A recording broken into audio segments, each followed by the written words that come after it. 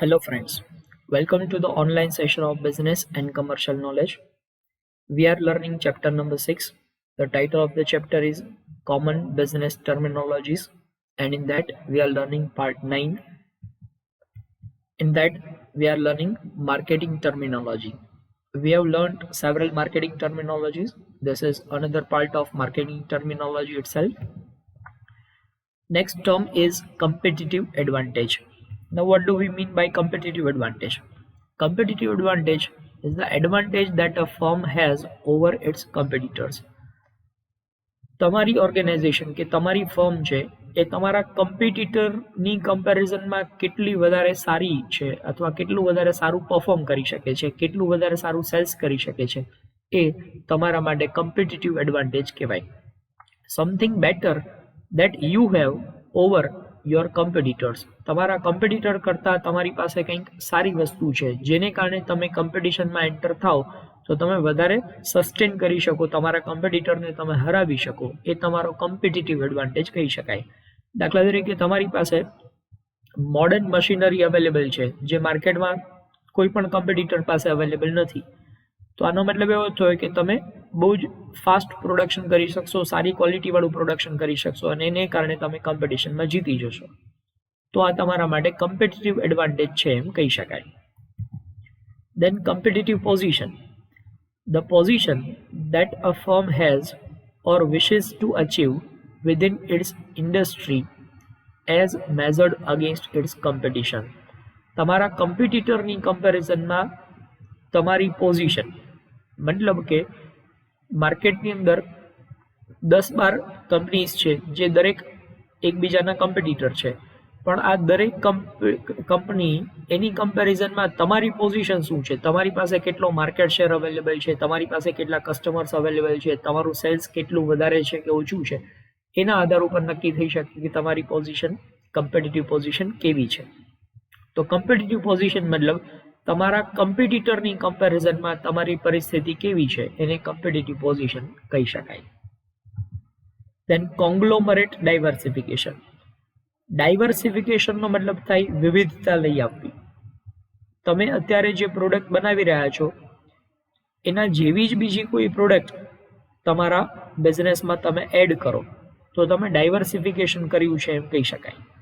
હવે આ ડાયવર્સિફિકેશન છે બે પ્રકારના હોઈ શકે. એક કોન્સેન્ટ્રિક ડાયવર્સિફિકેશન છે અને બીજું કોંગ્લોમરેટ ડાયવર્સિફિકેશન છે.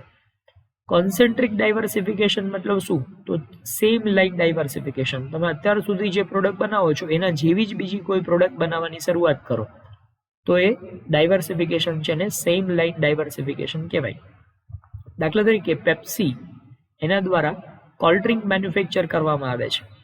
કોલ્ડ ડ્રિંક મેન્યુફેક્ચર કરતી વખતે જે કંઈ પણ પ્રકારના પ્રોસેસીસ, જે પ્રકારની મશીનરીનો ઉપયોગ થાય છે, જે એની માર્કેટિંગ ચેનલ છે, એનો જ ઉપયોગ કરીને પેપ્સી દ્વારા એક હેલ્થ ડ્રિંક માર્કેટની અંદર લોન્ચ કરવામાં આવ્યું જેનું નામ છે ટ્રોપિકાના. તો પેપ્સી એ કોલ્ડ ડ્રિંકના માર્કેટમાં હતું, એ કોલ્ડ ડ્રિંકના માર્કેટમાંથી હેલ્થ ડ્રિંકના માર્કેટમાં એન્ટર થયું. તો અહીંયા બિઝનેસ ડાયવર્સિફિકેશન થયું છે એમ કહેવાય. પણ આ જે ડાયવર્સિફિકેશન છે એ સેમ લાઇન ડાયવર્સિફિકેશન છે. સેમ લાઇન એનો મતલબ શું થયો? તમે અત્યાર સુધી જે પ્રોડક્ટ બનાવો છો એને લાગતી વળગતી જ બીજી પ્રોડક્ટ બનાવો છો. તો કોલ્ડ ડ્રિંકના માર્કેટમાંથી હેલ્થ ડ્રિંક એટલે એ સિમિલર વસ્તુ છે. તો આ ડાયવર્સિફિકેશન છે એને કહેવાય કોન્સેન્ટ્રિક ડાયવર્સિફિકેશન. આગળ ફરીથી પાછી આ ટર્મ આવશે ત્યારે આપણે એને ડિટેલમાં પાછી સમજશું, પણ અત્યારે આ કોંગ્લોમરેટ સમજવા માટે પહેલાં કોન્સેન્ટ્રિક સમજવું જરૂરી છે. તો કોન્સેન્ટ્રિક મતલબ સેમ લાઇન ડાયવર્સિફિકેશન. અત્યાર સુધી તમે જે પ્રોડક્ટ બનાવતા હતા એના જેવી જ એને લાગતી વળગતી જ જે પ્રોડક્ટ બનાવો છો તો એ કોન્સેન્ટ્રિક ડાયવર્સિફિકેશન છે. હવે વાત કરીએ કોંગ્લોમરેટ ડાયવર્સિફિકેશન. કોંગ્લોમરેટ મતલબ ઇરરેલેવન્ટ ડાયવર્સિફિકેશન. અત્યાર સુધી તમે જે પ્રોડક્ટ બનાવતા હતા એના કરતાં કંઈક અલગ પ્રકારની પ્રોડક્ટ. દાખલા તરીકે પેપ્સી અહીંયા હેલ્થ ડ્રિંક બનાવવાની શરૂઆત કરી. કોલ્ડ ડ્રિંકની સાથે હેલ્થ ડ્રિંક એટલે એની સાથે રિલેટેડ છે. તો રિલેટેડ હોય તો કોન્સેન્ટ્રિક કહેવાય, પણ ઇરરિલેટેડ હોય એની સાથે ટોટલી કંઈ રિલેવન્સ નથી એવા પ્રકારનો બિઝનેસ એ સ્ટાર્ટ કરે. દાખલા તરીકે પેપ્સી એ માર્કેટની અંદર સે ફોર એક્ઝામ્પલ 2 વ્હીલર મેન્યુફેક્ચર કરવાનો બિઝનેસ સ્ટાર્ટ કરે છે, બરાબર. તો 2 વ્હીલર બિઝનેસ એ પોતાના ઓરિજિનલ બિઝનેસની સાથે ક્યાંય રેલેવન્ટ નથી, બરાબર. તો આ પ્રકારનું જે ડાયવર્સિફિકેશન થયું, આ ડાયવર્સિફિકેશન એને કહેવાશે કોંગ્લોમરેટ ડાયવર્સિફિકેશન. કોંગ્લોમરેટ ડાયવર્સિફિકેશન મતલબ ટોટલી અનરિલેટેડ ડાયવર્સિફિકેશન. તમે અત્યાર સુધી જે બિઝનેસ કરતા હતા એનાથી કંઈક અલગ જ પ્રકારનો, જેનું માર્કેટ પણ અલગ છે, જેની મેન્યુફેક્ચરિંગ પ્રોસેસ પણ અલગ છે, જેની મેન્યુફેક્ચરિંગ માટેના મશીન્સ પણ અલગ જ છે, મતલબ એક્ઝિસ્ટિંગ બિઝનેસની સાથે એ કોઈ સંબંધ ધરાવતું નથી, એવા પ્રકારનો બિઝનેસ તમે સ્ટાર્ટ કરો તો એને કોંગ્લોમરેટ ડાયવર્સિફિકેશન તરીકે ઓળખવામાં આવશે. તો strategy of growing a firm by acquiring other firm or investment purpose usually little or no anticipated synergy. Synergy મતલબ એની સાથે કોઈ પણ પ્રકારનું મેચિંગ નથી વિથ ધ એક્વાયર્ડ ફર્મ. તમે એવી ફર્મને એક્વાયર કરો છો કે જે ફર્મ તમારા એક્ઝિસ્ટિંગ બિઝનેસની સાથે કોઈ પણ પ્રકારનું મેચિંગ ધરાવતી નથી અથવા તો બહુ લિટલ મેચિંગ ધરાવે છે. તો આવી ફર્મને એક્વાયર કરો તો તમે કોંગ્લોમરેટ ડાયવર્સિફિકેશન કર્યું છે એમ કહેવાય. ત્યારબાદ છે કોન્ઝોર્ટિયમ. ઘણી વખત ડિક્શનરીમાં એને કન્ઝર્શમ આવા શબ્દોથી પણ પ્રયોગવામાં આવે છે, કોન્ઝોર્ટિયમ અથવા કન્ઝર્શમ. કોન્ઝોર્ટિયમ મતલબ શું? તો it is a group or combination of several companies working together four particular purpose. કોઈ પર્ટિક્યુલર પર્પઝ માટે ફર્મનું એસોસિએશન બની જાય કે ફર્મનો સમૂહ બની જાય તો એને કોન્ઝોર્ટિયમ તરીકે ઓળખવામાં આવે છે. દાખલા તરીકે કોઈ પર્ટિક્યુલર ફર્મ છે એની રો મટીરિયલની રિક્વાયરમેન્ટ હોય, એ રો મટીરિયલની રિક્વાયરમેન્ટને સેટિસ્ફાઈ કરવા માટે દાખલા તરીકે 10-12 ફર્મ્સ છે એ ભેગા મળીને એવું નક્કી કરે કે ભાઈ રો મટીરિયલ પરચેઝ કરવાનું થાય ત્યારે આપણે બધા લોકો સાથે જેટલી ટોટલ ક્વોન્ટિટીમાં રો મટીરિયલની રિક્વાયરમેન્ટ હોય એ એક સાથે પરચેઝ કરીશું. તો આ રો મટીરિયલ પરચેઝ કરવાના સંજોગોમાં એનું એક કોમ્બિનેશન થયું. એવી રીતે પ્રોડક્ટનું ડિસ્ટ્રીબ્યુશન કરવા માટે એ લોકોનું એક કોમ્બિનેશન બને. તો આ પ્રકારનું જે ગ્રુપ બને છે એને કહેવાય છે કોન્ઝોર્ટિયમ. ત્યારબાદ consumer markets. Consumer market are the market for products and services bought by individuals for their own or family use. Consumer market મતલબ કન્ઝ્યુમર ગુડ્સ અથવા કન્ઝ્યુમર સર્વિસીસનું માર્કેટ, જે પર્સનલ યુઝ માટે અથવા તો ફેમિલીના યુઝ માટે પ્રોડક્ટ પરચેઝ કરવામાં આવતી હોય એને કન્ઝ્યુમર માર્કેટ તરીકે ઓળખવામાં આવે, બરાબર. કન્ઝ્યુમર માર્કેટ મતલબ વપરાશી વસ્તુઓનું બજાર, જે અંતિમ વપરાશકાર પોતાના ઉપયોગ માટે અથવા તો પોતાના ફેમિલીના ઉપયોગ માટે પ્રોડક્ટ પરચેઝ કરે છે એ માર્કેટ કન્ઝ્યુમર માર્કેટ છે. ત્યારબાદ છે corporate culture. Corporate culture refers to companies' values, beliefs, business principles, traditions, ways of operating and internal work environment. Corporate culture મતલબ જેમ કોઈ એક દેશની કોઈ સમાજની સંસ્કૃતિ હોય એવી રીતે કંપનીની પોતાની સંસ્કૃતિ છે. દેશની કે સમાજની સંસ્કૃતિ શેના આધાર ઉપર નક્કી થાય? તો એ સમાજમાં જીવતા લોકો છે એની માન્યતાઓ કેવા પ્રકારની છે, એ લોકોનું બિહેવિયર કેવું છે, એ લોકોના ટ્રેડિશન્સ એટલે પરંપરાઓ કેવા પ્રકારની છે, આ બધી વસ્તુઓ એ સમાજની સંસ્કૃતિ નક્કી કરે છે.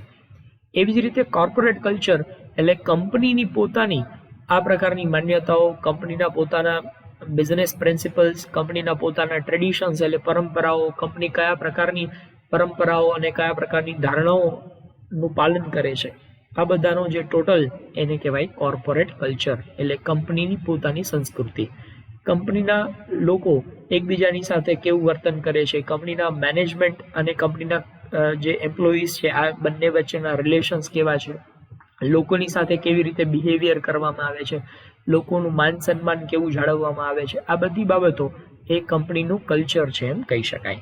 તો જેમ સમાજની પોતાની સંસ્કૃતિ હોય એવી રીતે દરેક કંપની છે આ પ્રકારની સંસ્કૃતિ ધરાવતી હોય છે, એને કહેવાય કોર્પોરેટ કલ્ચર.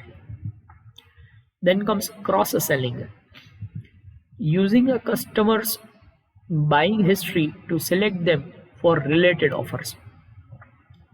કસ્ટમર જે પ્રોડક્ટ પરચેઝ કરવા માટે આવ્યો છે, કસ્ટમરને એ પ્રોડક્ટ તો તમે સેલ કરો જ છો, પણ એની સાથે એને લાગતી વળગતી બીજી કોઈ પણ પ્રકારની પ્રોડક્ટ છે ને એનું પણ તમે સેલ્સ કરો છો, તો આ ક્રોસ સેલિંગ છે એમ કહી શકાય. દાખલા તરીકે જ્યારે કસ્ટમર કોઈ એક કાર પરચેસ કરવા માટે આવ્યો છે તો એનો બેઝિક પર્પઝ તો કાર પરચેસ કરવાનો છે, પણ કારની સાથે સાથે તમે એને મ્યુઝિક સિસ્ટમ પણ ઓફર કરો છો કે તમારી કારમાં જો આ પ્રકારની મ્યુઝિક સિસ્ટમ તમે ફિટ કરશો તો તમને કાર ચલાવવાની ખૂબ જ મજા આવશે, તમે એન્જોય કરી શકશો, એન્ટરટેન કરી શકશો કાર ડ્રાઇવિંગને. તો તમે આ કાર પરચેસ કરવાવાળો માણસ છે એને કારને લાગતી વળગતી બીજી કોઈ વસ્તુ પણ સેલ કરો છો, તો આ પ્રક્રિયા છે એને ક્રોસ સેલિંગ તરીકે ઓળખવામાં આવશે. દેન કસ્ટમર ડિમાન્ડ. કસ્ટમર ડિમાન્ડની ડેફિનેશન તો આપણે લોકો ઇકોનોમિક્સમાં પણ ભણ્યા છીએ, એ જ વસ્તુ અહીંયા ડિમાન્ડની ડેફિનેશન છે. Customer demand is a want for a specific product supported by an ability and willingness to pay for it. मतलब need or desire plus ability to pay plus willingness to purchase, આ ત્રણેય વસ્તુ ભેગી થાય તો એને demand કહેવાય. ત્યારબાદ કસ્ટમર લોયલ્ટી એટલે વફાદારી. આપણે બ્રાન્ડ લોયલ્ટીની ડેફિનેશન જે ભણ્યા છીએ એ જ પ્રકારની ડેફિનેશન અહીંયા છે. Feeling or attitude that incline a customer either to return to a company, shop or outlet to purchase there again or else to repurchase a particular product, service or a brand. કોઈ એક particular product કે કોઈ service છે again and again purchase કરવાનું કસ્ટમરની inclination, એને customers loyalty તરીકે ઓળખવામાં આવે. જ્યારે કસ્ટમર છે એ કોઈ એક પ્રોડક્ટ છે વારંવાર પરચેસ કરે છે તો આનો મતલબ એવો થયો કે કસ્ટમર એ પ્રોડક્ટથી સેટિસ્ફાઈડ છે, તો એના માટે એ પ્રોડક્ટ માટે વફાદાર રહેશે. તો આ વફાદારીનો મતલબ શું છે? વફાદારીનો મતલબ એ છે કે કસ્ટમર વારંવાર એ જ પ્રોડક્ટ પરચેસ કરશે, એ પ્રોડક્ટથી બીજી પ્રોડક્ટમાં સ્વિચ ઓવર નહીં થાય. જો કસ્ટમર એ બીજી પ્રોડક્ટમાં સ્વિચ ઓવર થાય તો આનો મતલબ એમ કે એ મેઇન પ્રોડક્ટથી ડિસસેટિસ્ફાઈડ છે, એટલા માટે એ વફાદાર ન રહ્યો અને બીજી પ્રોડક્ટમાં ચાલ્યો ગયો. તો એ કોઈ પ્રોડક્ટને સ્વિચ ઓવર ન કરે, કન્ટિન્યુઅસલી એક જ પ્રોડક્ટ પરચેસ કરે રાખે, તો કસ્ટમર એ પ્રોડક્ટ માટે લોયલ છે એમ કહી શકાય. ત્યારબાદ છે કસ્ટમર નીડ. કસ્ટમર નીડ એટલે ગ્રાહકની જરૂરિયાત. Need is a basic requirement that an individual wishes to satisfy. તમારી જે પ્રાથમિક જરૂરિયાતો છે, દાખલા તરીકે ખોરાક, તો એ પ્રાથમિક જરૂરિયાત છે, ફૂડ, બરાબર, તો એ કસ્ટમર નીડ તરીકે ઓળખવામાં આવે. તો સામાન્ય રીતે આપણે કહીએ છીએ રોટી, કપડા ઓર મકાન, આ કસ્ટમરની નીડ કહેવાય. Then comes customer satisfaction. Customer satisfaction મતલબ શું? કસ્ટમર સેટિસ્ફેક્શન મતલબ ગ્રાહકનો સંતોષ. ગ્રાહક જ્યારે કોઈ પ્રોડક્ટ પરચેસ કરે છે, પ્રોડક્ટનો યુઝ કરે છે, તો એ પ્રોડક્ટનો યુઝ કરવાથી ગ્રાહકને કેટલું સેટિસ્ફેક્શન મળે છે. The provision of goods or services which fulfill the customer's expectation in terms of the quality and services in relation to price paid. Customer દ્વારા જે પ્રાઇસ પે કરવામાં આવી છે એ પ્રાઇસની કમ્પેરિઝનમાં કસ્ટમરની જે એક્સપેક્ટેશન હતી કે હું આટલા રૂપિયા પે કરું તો મને આટલો સંતોષ તો મળવો જોઈએ, આ પ્રોડક્ટની ક્વોલિટી આટલી તો હોવી જ જોઈએ. દાખલા તરીકે તમે જ્યારે શૂઝ પરચેસ કરવા માટે જાઓ છો તો તમે ફોર એક્ઝામ્પલ એક શૂઝ માટે 1000 રૂપીઝ પે કરવા માટે રેડી છો, પણ તમે આ એક પેર શૂઝ જ્યારે પરચેસ કરો છો 1000 રૂપીઝનું પેમેન્ટ કરીને, ત્યારે તમારા દિમાગમાં એક એક્સપેક્ટેશન છે કે આ 1000 રૂપિયાવાળા શૂઝ જ્યારે હું પરચેસ કરું છું તો આ શૂઝ મને આટલું કમ્ફર્ટ આપતા હોવા જોઈએ, આ શૂઝ મારા માટે વોકિંગમાં કમ્ફર્ટેબલ હોવા જોઈએ, સ્ટેન્ડિંગમાં કમ્ફર્ટેબલ હોવા જોઈએ, અને ઓછામાં ઓછું 1 વર્ષ સુધી તો આ ચાલવા જ જોઈએ. આ તમારી એક્સપેક્ટેશન છે ક્વોલિટીને રિલેટેડ. જો તમે શૂઝ પરચેસ કર્યા અને એનો ઉપયોગ કરી અને તમારી જે એક્સપેક્ટેશન છે ફૂલફિલ થઈ, તો આનો મતલબ એમ કે તમને સેટિસ્ફેક્શન મળ્યો, બરાબર. એને બદલે તમે શૂઝ પરચેસ કરીને પહેલે જ દિવસે એ શૂઝ પહેરીને બહાર નીકળો છો અને તમને ચાલવામાં અનકમ્ફર્ટેબલ ફીલ થાય છે, તો આનો મતલબ એમ કે તમને સેટિસ્ફેક્શન મળતો નથી. શૂઝ છે એક પરચેસ કર્યા, તમારું એક્સપેક્ટેશન એવું હતું કે 1 વર્ષ તો ચાલવા જ જોઈએ અને 1 મહિનામાં તૂટી ગયા, તો આનો મતલબ એવો થયો કે કસ્ટમર સેટિસ્ફેક્શન નથી. શું કામ? કારણ કે તમારા એક્સપેક્ટેશન પ્રમાણે તમને સેટિસ્ફેક્શન નથી મળ્યું. તમારા એક્સપેક્ટેશન પ્રમાણે તમે જે પ્રાઇસ પે કર્યા છે એ પ્રાઇસની બદલામાં તમને એ પ્રકારની ક્વોલિટી મળી નથી, તો કસ્ટમર ડિસસેટિસ્ફેક્શન થયું છે એમ કહેવાય. Then customer wants. Want is a desire for a specific product or service to satisfy the underlying need. કોઈ પ્રોડક્ટ છે એના માટેની જે ડિઝાયર છે, કોઈ આ પ્રકારની જરૂરિયાત છે એને સંતોષવા માટે મને આ પ્રોડક્ટ મળવી જોઈએ, તો એ પ્રોડક્ટ ખરીદવાની ડિઝાયર એટલે કે ઈચ્છા એને કસ્ટમર વોન્ટ તરીકે ઓળખવામાં આવશે. ત્યારબાદ differentiation is a marketing strategy aimed at ensuring that products and services have a unique element to allow them to stand out from the rest. Differentiation એટલે કંઈક યુનિકનેસ. માર્કેટની અંદર જે બાકીની બધી પ્રોડક્ટ્સ અવેલેબલ છે એની કમ્પેરિઝનમાં તમારી પ્રોડક્ટની અંદર શું આવા યુનિક ફીચર છે કે જે યુનિક ફીચરને કારણે બાકીની બધી પ્રોડક્ટની કમ્પેરિઝનમાં તમારી પ્રોડક્ટ છે એ અલગ તરી આવે છે, તો એને ડિફરન્શિએશન તરીકે ઓળખવામાં આવશે. ડાયરેક્ટ માર્કેટિંગ મતલબ શું?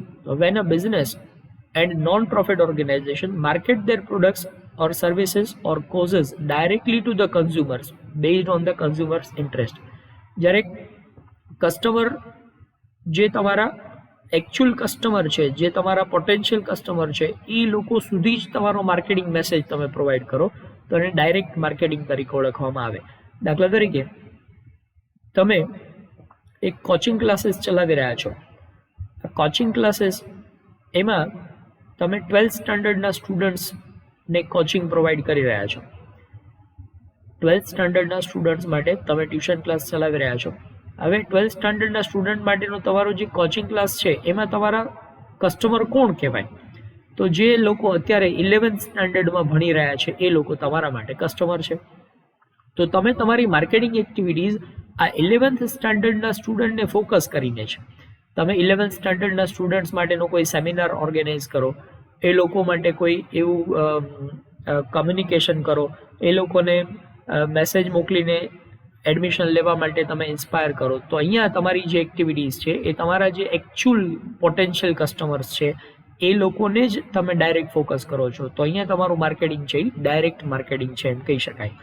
જે વાસ્તવિકતામાં તમારા કસ્ટમર બની શકે એવી શક્યતા છે એ લોકોને તમે ફોકસ કરો છો, તો એ ડાયરેક્ટ માર્કેટિંગ છે. Examples include catalogue and other postal mailing. તમે તમારા કસ્ટમર છે, પોટેન્શિયલ કસ્ટમરને કેટલોગ અથવા બીજું કોઈ પણ મટીરિયલ પોસ્ટ કરો, ટેલિમાર્કેટિંગ કરો, ટેક્સ્ટ મેસેજીસ મોકલો, એ લોકોને ઈમેલ મોકલો, એ લોકોના મોબાઈલ ફોન નંબર તમે મેળવી લો અને મોબાઈલ ફોન ઉપર કોલિંગ કરો, એ લોકોના મોબાઈલ ફોન ઉપર તમે એડ મોકલો. તો આ દરેક વસ્તુ છે ડાયરેક્ટ માર્કેટિંગ તરીકે ઓળખવામાં આવશે. Then comes distribution channel. Distribution channel મતલબ વિતરણ વ્યવસ્થા. તમે જે પ્રોડક્ટ મેન્યુફેક્ચર કરો છો એ પ્રોડક્ટ તમારા એન્ડ યુઝર એટલે કે તમારા કસ્ટમર સુધી પહોંચાડવા માટે વચ્ચે જેટલા પણ લોકો એની અંદર ઇન્વોલ્વ થાય છે એ તમારી ડિસ્ટ્રીબ્યુશન ચેનલ કહેવાય. દાખલા તરીકે તમે પ્રોડ્યુસર છો, પ્રોડ્યુસર દ્વારા એ પ્રોડક્ટ છે એ એજન્ટને આપવામાં આવે છે, એજન્ટ એ પ્રોડક્ટ છે એ હોલસેલરને આપે છે, આ હોલસેલર સુધી પહોંચી પ્રોડક્ટ, હોલસેલર છે એ રિટેલરને આપે છે અને રિટેલરથી એ પ્રોડક્ટ છે એ કસ્ટમર સુધી પહોંચે છે. તો આ આખી પ્રક્રિયા જે છે એમાં પ્રોડ્યુસરથી કન્ઝ્યુમર સુધી પ્રોડક્ટ પહોંચાડવા માટે આ બધા કડી તરીકે કામ કરે છે. આ બધા લોકો, આ આખી ચેનલ છે એને ડિસ્ટ્રીબ્યુશન ચેનલ તરીકે ઓળખવામાં આવે. ગુજરાતીમાં એને કહીએ તો વિતરણ વ્યવસ્થા. The network of organizations necessary to distribute goods or services from the manufacturers to the customers. પ્રોડક્ટના મેન્યુફેક્ચરરથી કસ્ટમર સુધી પ્રોડક્ટને પહોંચાડવા માટે જે પણ ઓર્ગેનાઇઝેશન્સ એની વચ્ચે ઇન્વોલ્વ થશે એ બધાને ડિસ્ટ્રીબ્યુશન ચેનલ કહેવાય. The distribution channel therefore potentially consists of manufacturers, distributors, wholesalers, retailers and e-tailers. મતલબ ઇલેક્ટ્રોનિકલી જ્યારે ગુડ્સને સેલ કરવામાં આવે તો એ બધા પણ ડિસ્ટ્રીબ્યુશન ચેનલની અંદર ઇન્વોલ્વ થશે. ત્યારબાદ ડાયવર્સિફાઈ. આપણે હમણાં ડાયવર્સિફિકેશનની વાત કરી હતી, એ જ વસ્તુ અહીંયા diversify. A company increases the range of goods or services its produces and sales. Company જ્યારે પોતાની પ્રોડક્ટ અત્યાર સુધી જે સેલ કરી રહી છે એમાં નવી રેન્જ એડ કરે અથવા નવા પ્રકારની ગુડ્સ કે નવા પ્રકારની સર્વિસીસ એડ કરે તો કંપની ડાયવર્સિફાઈ થઈ છે એમ કહી શકાય. Then comes e-commerce. The use of technologies such as internet, electronic data exchange and industry extranets to to streamline the business transaction. તમારા બિઝનેસ ટ્રાન્ઝેક્શન માટે તમે ઇન્ટરનેટ કે બીજા કોઈ પણ પ્રકારના ઇલેક્ટ્રોનિક ડિવાઇસનો ઉપયોગ કરીને તમે બિઝનેસ કરો છો તો તમે ઈ કોમર્સનો યુઝ કરી રહ્યા છો એમ કહેવાય. Economy of scale. Economy of scale એટલે લાર્જ સ્કેલ પ્રોડક્શન કરો તો આને કારણે પર યુનિટ કોસ્ટ ઓફ પ્રોડક્શનમાં ઘટાડો થાય તો એને કહેવાય છે economy of scale. Large scale production કરવાથી યુનિટ કોસ્ટ એમાં ઘટાડો થાય છે તો એ તમારા માટે એડવાન્ટેજ છે. આ પ્રકારનો એડવાન્ટેજ એને ઇકોનોમી ઓફ સ્કેલ કહી શકાય. Reduction in the cost through large operating units spreading the fixed cost over large number of items. Large scale production કરશો તો આને કારણે ફિક્સ્ડ કોસ્ટ છે એ લાર્જ નંબર ઓફ આઇટમ ઉપર સ્પ્રેડ થશે.